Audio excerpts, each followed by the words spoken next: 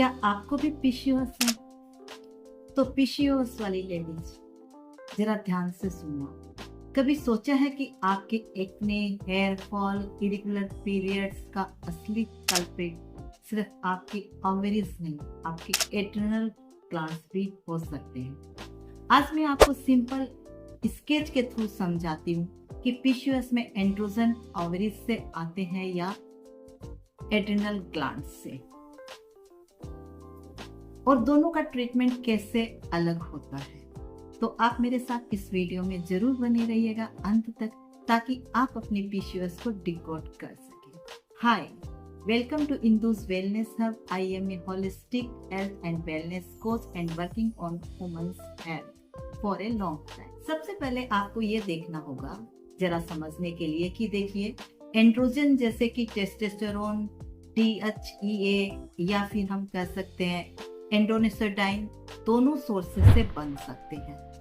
Ovaries और adrenal glands, ये दोनों ही इसको प्रोड्यूस कर सकती है। अब ये सोर्स पे डिपेंड करता है कि सिम्टम्स कहाँ से ट्रिगर हो रहे हैं। आपने ये समझ लिया होगा कि पीसीओएस दो तरह से ट्रिगर होता है। एक तो ओवरीज जब हार्मोन्स को गड़बड़ करती है, या फिर हमारी एड्रिनल ग्लैंड्स गड़बड़।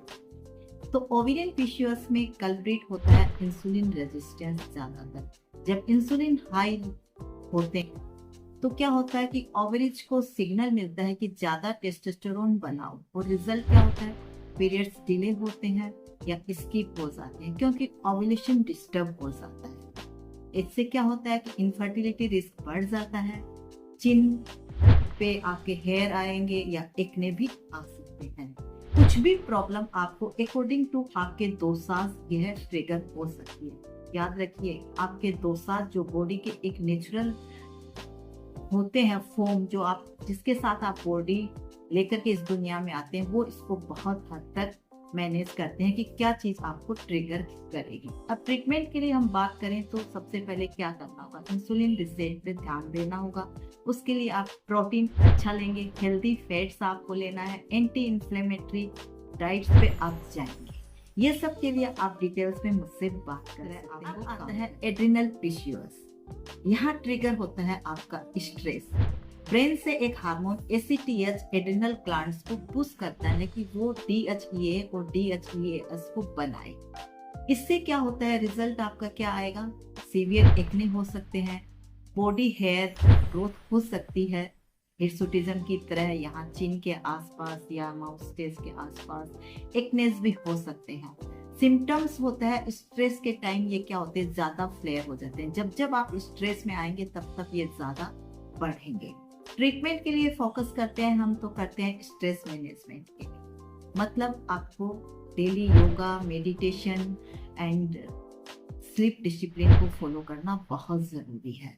डॉक्टर्स कभी कभी लो डोज के आपको वो स्टेरॉइड्स भी दे देते हैं, पर मैं सजेस्ट करूंगी आपको कि सीवियर एड्रिनल एंड्रोजन जो आपके होते हैं एक्सेस में, उसको कंट्रोल करने के लिए आपको सबसे पहले अपने कोर्टिसोल हार्मोन को बैलेंस करना बहुत जरूरी है, जो कि स्ट्रेस से ट्रिगर होता है। और जब स्ट्रेस आपका मैनेज रहेगा विथ मेडिटेशन, योगा, प्राणायाम, तो आपको ये सब प्रॉब्लम नहीं। देखिए, जब भी पीसीओएस होता है तो बहुत सारे टेस्ट कराना बहुत जरूरी हो जाता है, क्योंकि तभी समझ में आते हैं कि कौन से हार्मोन्स आपकी बॉडी में डिस्टर्ब हो रहे हैं।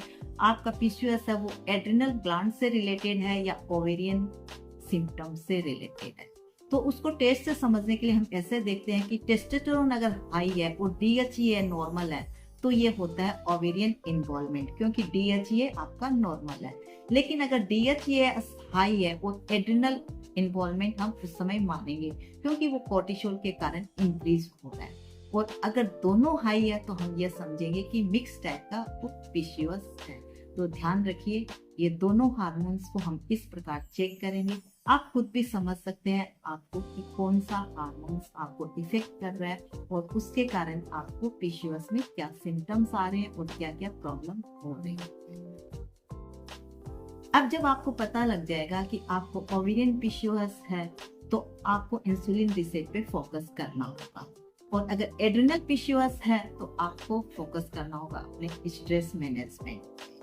सेम सिम्टम्स बट रूट अलग होता है। यही कारण है कि हम लोग कहते हैं कि हर बॉडी एक जैसी नहीं होती है और हर एक डाइट भी दो आदमियों की एक जैसी नहीं जा सकती है, क्योंकि एक सी दवाई दूर पे काम नहीं करेगी।